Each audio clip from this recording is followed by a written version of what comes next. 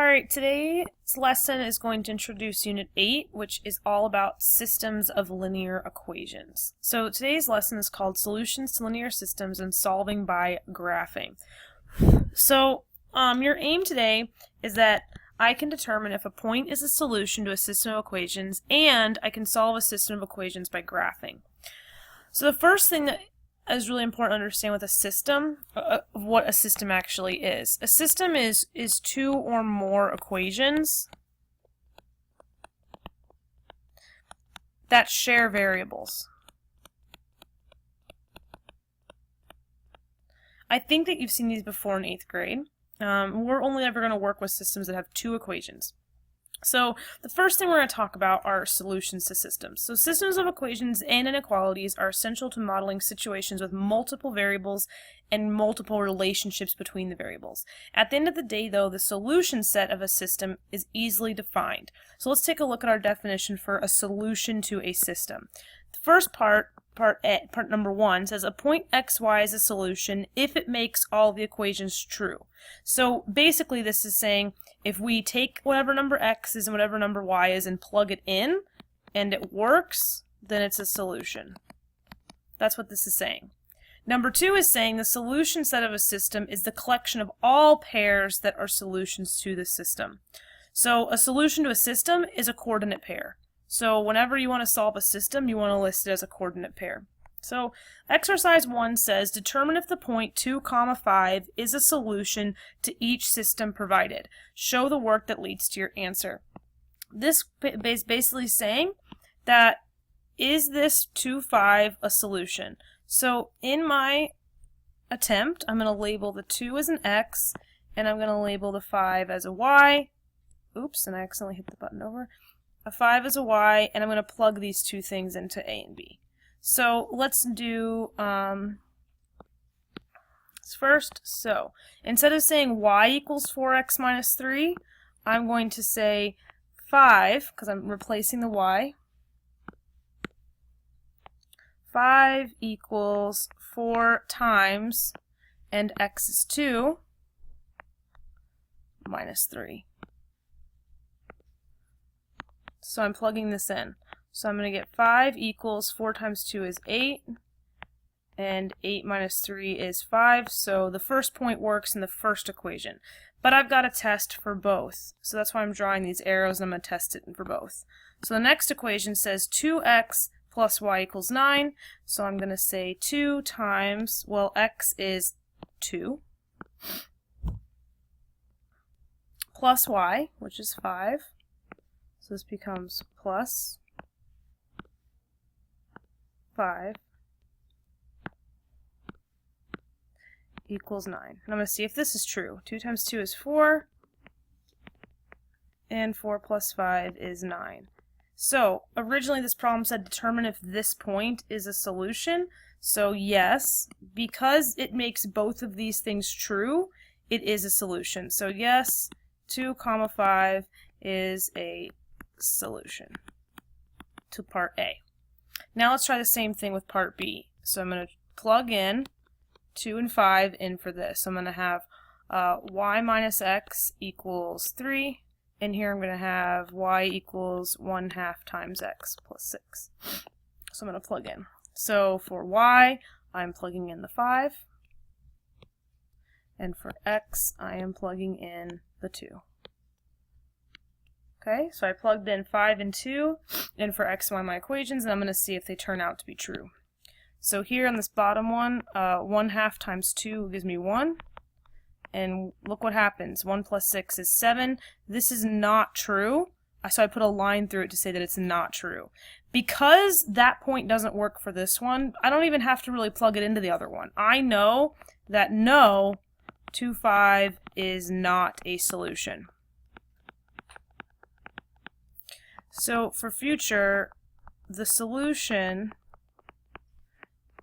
has to work in both equations for it to be an actual solution. Okay? Just to keep going, let's check and see if it worked for the second one. It does. 5 minus 2, 3 equals 3. But like I said, it's got to work for both of them, and because it doesn't work for B, it's not a solution. Okay? So to sum up, a solution to a system of equations is that point that makes both equations true. Okay? So let's take a look at exercise 2. Now, what happens when we don't actually have the point? So look, in exercise 1, they give us this point, 2, 5, right? But how, if we're given a system, how do we figure out the point? Well, there are 3 different methods to figuring out the solution to a system, and the first one I'm going to teach you is graphing method. So we can solve a system by using a graph. And I think that you've done this in 8th grade before, so this might be a review. So exercise 2 says, consider the system of equations shown below. Y equals 2x plus 5 and y equals 2 minus x. Graph both equations on the grid below. Use tables in your calculator to make the process faster if necessary. Label each line with its equation. So let's do that part first. So I'm going to make this first equation red. So you can do this on your own if you want. 1, 2, 3, 4, 5. I'm doing it with rise over run, so I found my y-intercept at 5. And now I'm going to go down 2 over 1.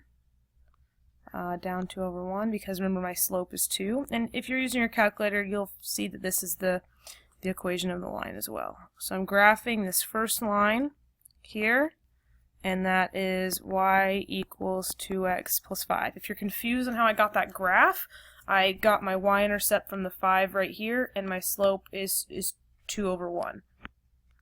Okay? Now I'm going to graph the second line, which I'm going to make it purple. Now notice that this equation is not in y equals mx plus b, so I'm just going to rearrange it to get it in y equals mx plus b. So I just really move the 2 and the x around. So my y-intercept is at 2, and my slope is that invisible negative 1, so I'm going to go down 1 over 1 and make points with the rise over run as up 1 over 1. Okay? So I've graphed both of my lines. I've drawn my arrows. And I've labeled this one as y equals 2 minus x. Okay, so I've done part A. I've graphed both my equations. Letter B says, at what point do the 2 lines intersect? This is the key right here. When 2 lines intersect, that is the solution. So intersect means solution. So where the 2 lines intersect is the solution. And what point is that? That is the point negative 1, 3. So negative 1, 3 is my solution. Easy, right? We don't have to do any plugging in. We can just look at the graph and see where the 2 lines cross. Now part C says, show that this point is a solution. When you see this word show in a problem, it's asking you to plug something in or show algebra in some way. So when this says show this point, it wants you to take this negative 1 for x and 3 for your y and plug it into your original 2 equations. So I have my 2 equations, y equals 2x plus 5, and I have y equals 2 minus x, and I'm going to plug in the x and y values I got on my graph. So instead of a y, I'm going to plug in a 3, and instead of an x, I'm going to plug in a negative 1. And I'm going to simplify and see if it works. So when I simplify, 2 times negative 1 is negative 2. And it does work because negative 2 plus 5 is 3, so I get the same thing on both sides of the equal sign. So now let's check it with the other equation. Instead of y, again, I'm plugging in a 3 from my point. Equals 2 minus, be careful here, it's minus negative 1, so you've got 2 negative signs when I plug in the x. So I get 3 equals 2 plus 1, and that does actually work out to be 3 equal to 3. So I've proven algebraically that my solution is correct. Okay, we call this solving by graphing. Okay, exercise 3. It's easy to see why the method of graphing works if you understand the truth about graphs. Remember, number 1, a point x comma y lies on the graph of equation if it makes that equation true. Meaning, let's go back to this other part. If I said, hey, does this red point right here lie on this graph? No. So this is not a solution. Right? But what if I circled this point right here? That would be a solution. So it's saying, number 1 is saying, look, a point lies on the graph if it makes the equation true. Number 2, the graph of an equation is simply the set of all points that make an equation true, right? So all of the points on a graph are all the different x and y combinations you can make that equation work.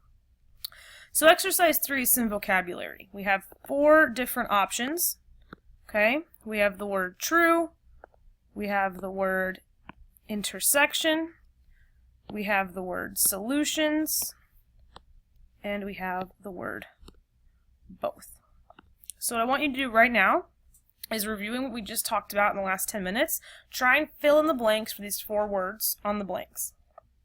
So pause the video and try on your own.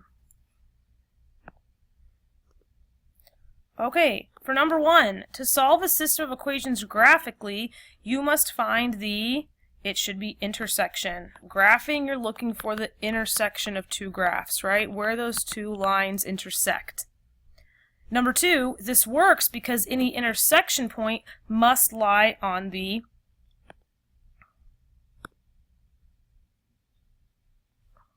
both graphs, right? The intersection point has to be on both if they intersect. It must hold true for each one. Because intersection points lie on both graphs, they must make both equations true, which is what we just talked about up here in this box of information. Because intersection make both equations true, they are solutions to the system of equations.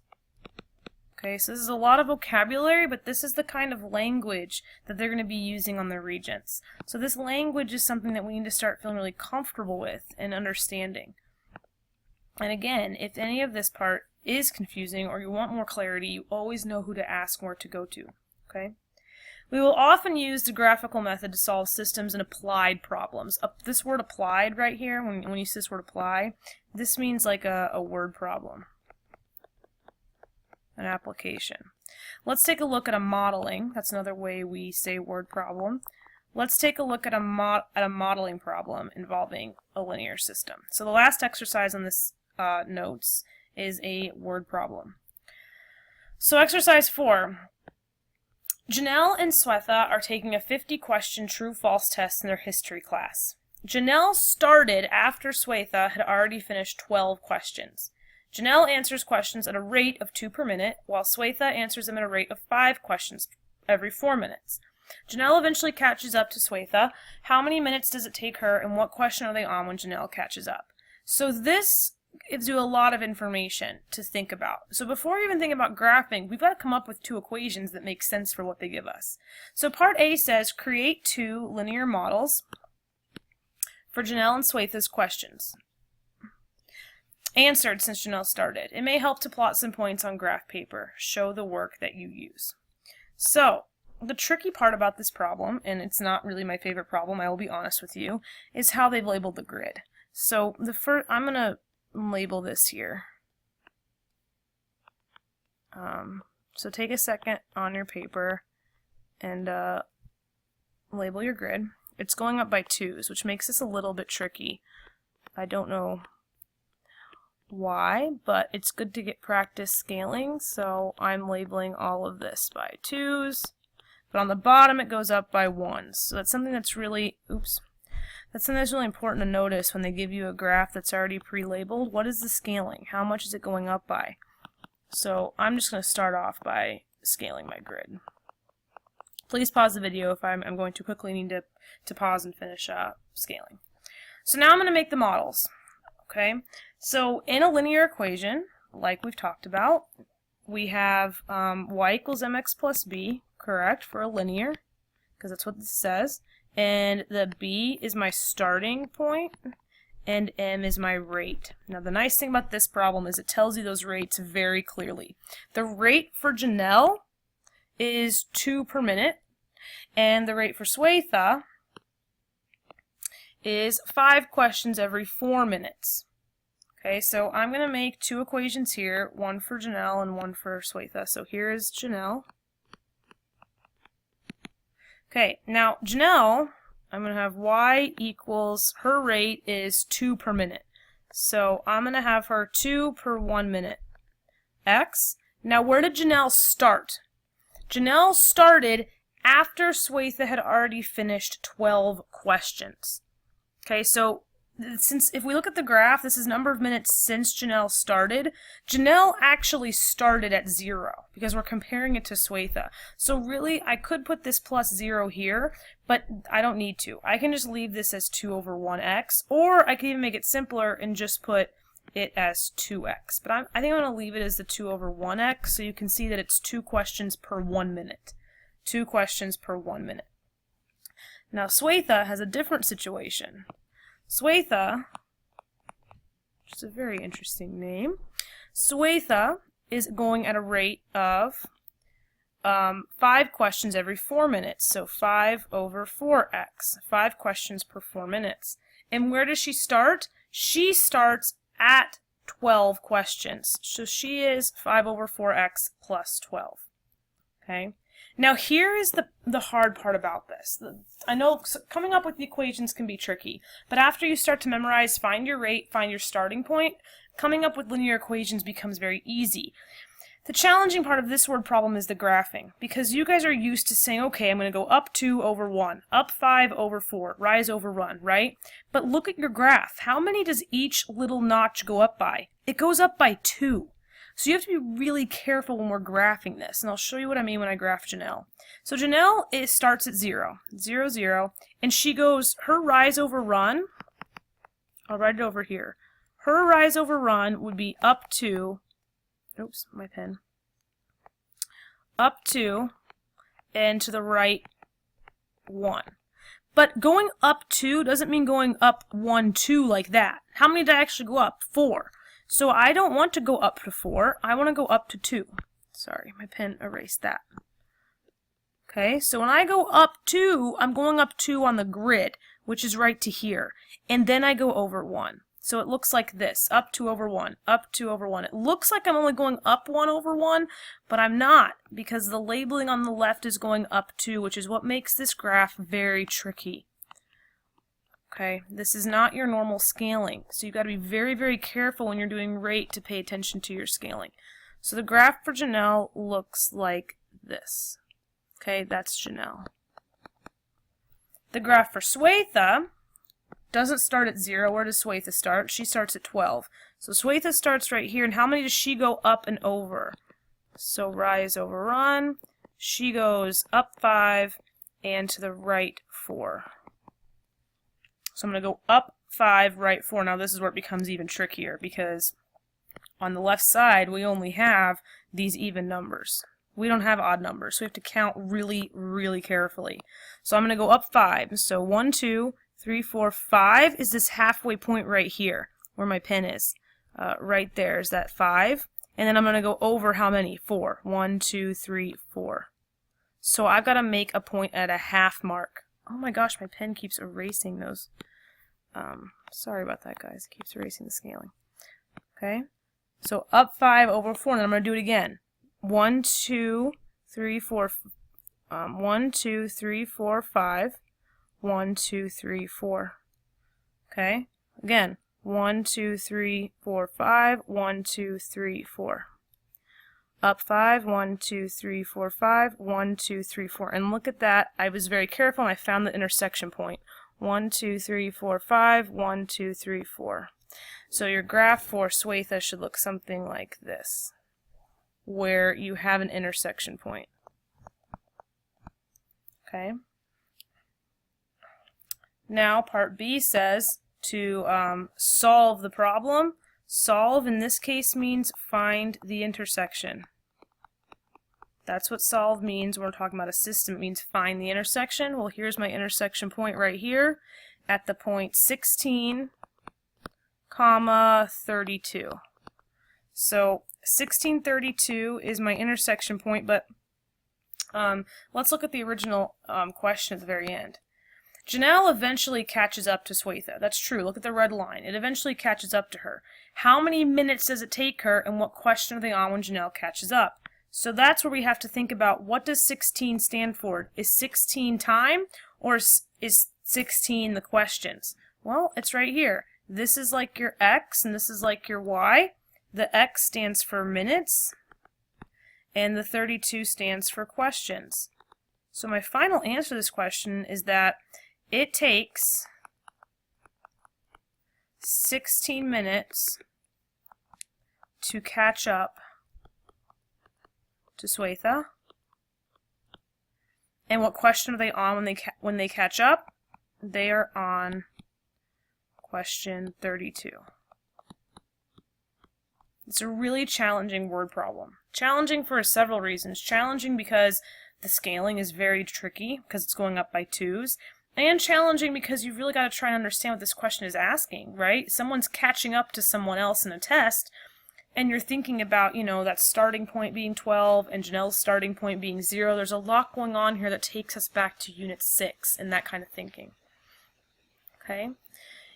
Most of the mastery for this is having you graph and find solutions. So please take the fluency seriously and know that you can do it on your own. And if you need help, you know where to go. Good luck.